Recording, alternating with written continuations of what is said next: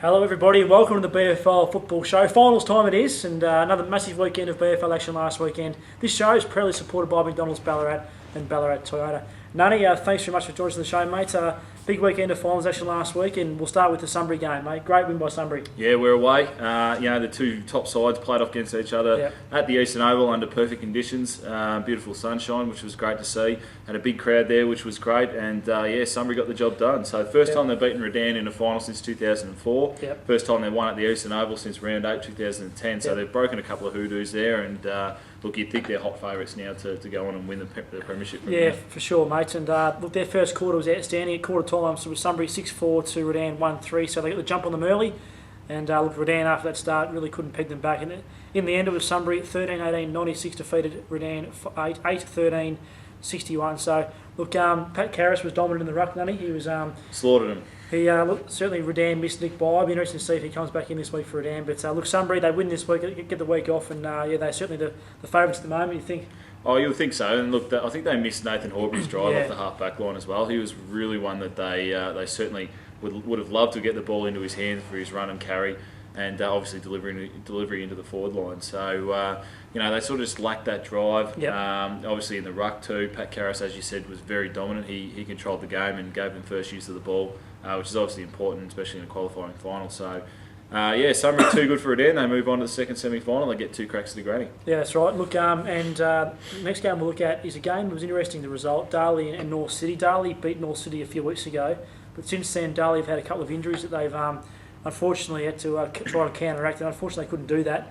And they met a North City side who was determined to obviously progress in the final series, and North City were dominant on the weekend with a really good victory, Nunny. Yeah, look, Darley lost Dane Grenfell and Darren Leonard before the bounce, so two pretty important players, 2 crucial players to their structure and the way that they line up of a weekend. So big loss there for them. But look, the injuries I think just caught up with them. And North Ballarat City, I think they sent a pretty ominous message to the rest of the competition to say that they're still hanging around and they're going to be a big threat to the premiership this year. So.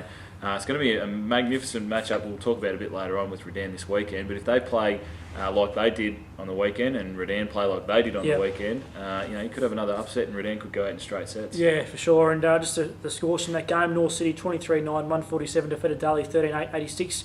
Interesting, Nunny, all the 3 teams that won on the weekend all started their games very well. Look, Sunbury kicked 6 goals in the first quarter. East Point will touch on them. They kicked 8 goals, and North City kicked 8 goals as well. So the first quarters were very important. To have 12 shots to 1 in the first quarter, North City had 12 shots, Darley had 1. That's just dominant. That's dominating footy, really. Yeah, and Aidan George, Graham, two midfielders have kicked 7 goals between them. That's a pretty good return. Obviously a fantastic return for those small type players. Yep, and East Point took on Ballarat on Sunday, and East Point in the first quarter was 8-5 to 2-3.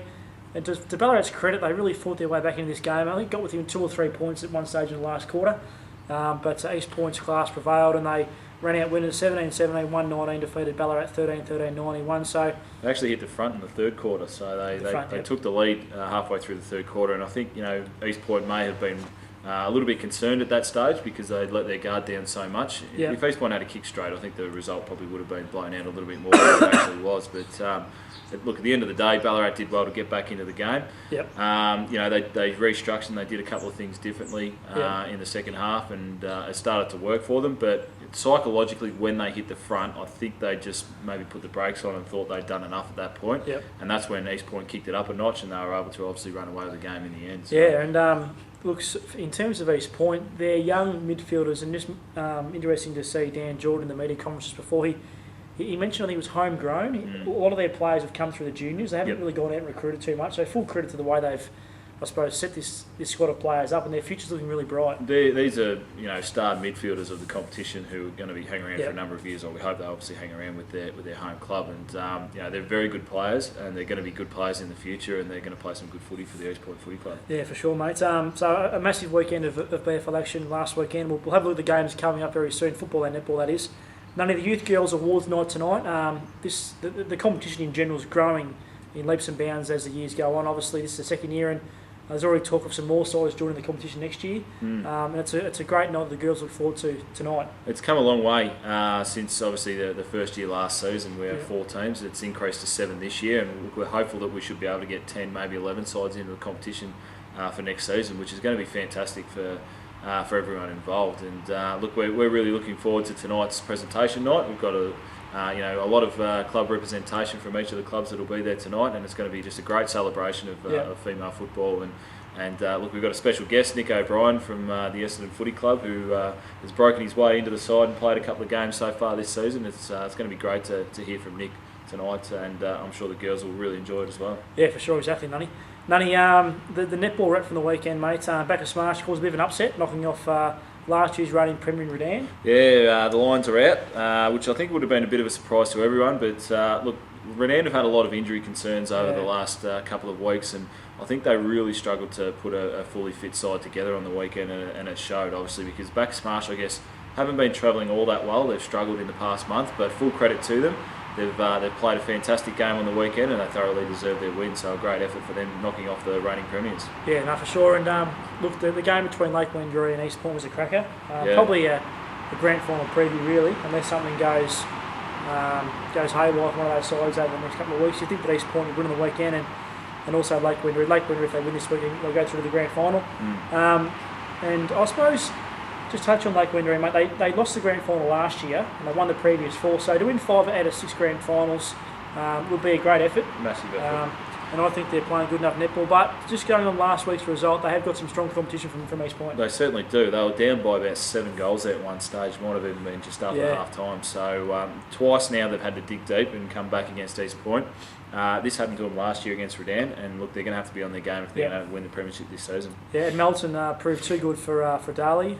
Darley sort of struggled with injuries as well. Melton, full credit to them, they've really improved this year, and to make it to into the second week of the finals, they'll obviously want to go further, but to make it to the second week is a great effort.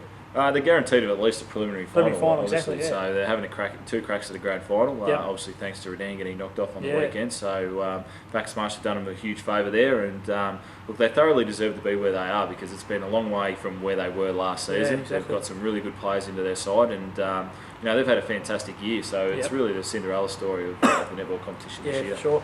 Nunny, just touching on the football for this weekend. We've got Sunbury v East Point in the second semi-final. This game is played on Saturday at Darley Park at 2:15.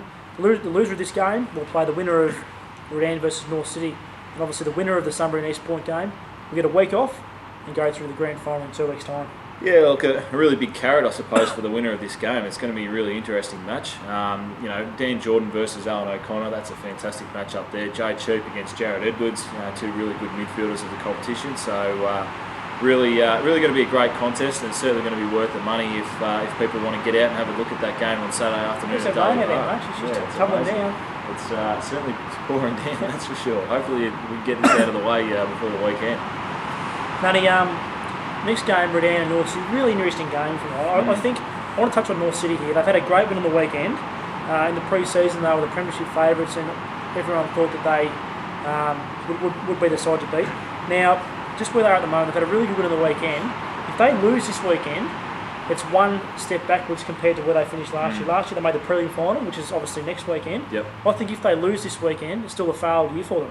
It is. Yeah, it is. I agree. And for Redan to finish, clearly on top of the ladder, best side all year, for them to go straight sets is a massive thing for them too. So I think there's a lot to lose in this game. Absolutely. Both sides, would be obviously keen to get the win and progress to the next week, because as you said, the loser of this game is going to look back on this season and probably just see it as a bit of a waste, because there's a lot of work and a lot of effort that goes into putting a year together. And East Point have had North City have had 2 lapses this season. One which cost them 4 straight games, 4 straight losses.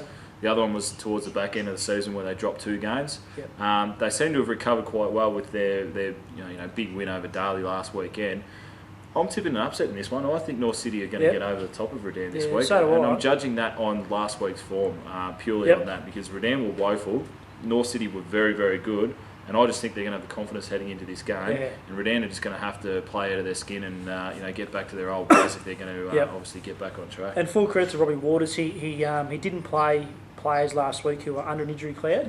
You play fit players, and I think we see it time and time, especially in the AFL, if if a side plays guys that are underdone, it comes back to haunt them. I think if Redan do play an underdone Nathan Horbury, if they do play an underdone Nick Bye, it could come back to haunt them. I think they've got to play 22 fit players, and whether those blokes are fit or not, well, they've just got to play blokes that are fit. And I just think stakes are high though. You know, it's desperate times, and they're going to have to play a side that they think can actually win in the game. Yeah, but you've got to have blokes who can last a game. Yep. Look, Horbury's going to get targeted at shoulder. He'll get physically targeted by the North City players. No doubt about that.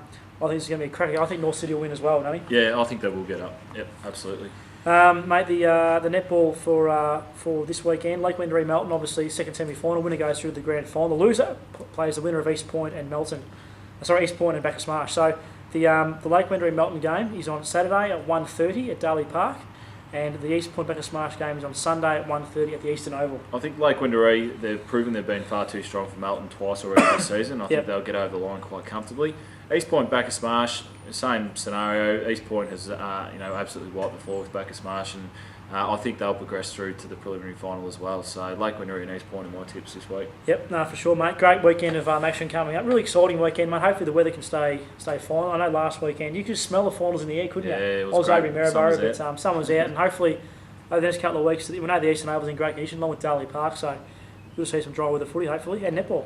Absolutely. Nunny, thanks for joining us on the BFL Footy Show once again, mate, and look forward to you joining us again next week. Thanks, bros. Don't forget the live app. Keep up to date with all the scores that are happening in the BFL. No, we saw it on there, mate. We've mentioned it the last 400 weeks. So. Yeah, that's right. All right, thanks for joining us on the BFL Footy Show once again. Proudly supported by McDonald's, Ballarat and Ballarat Toyota.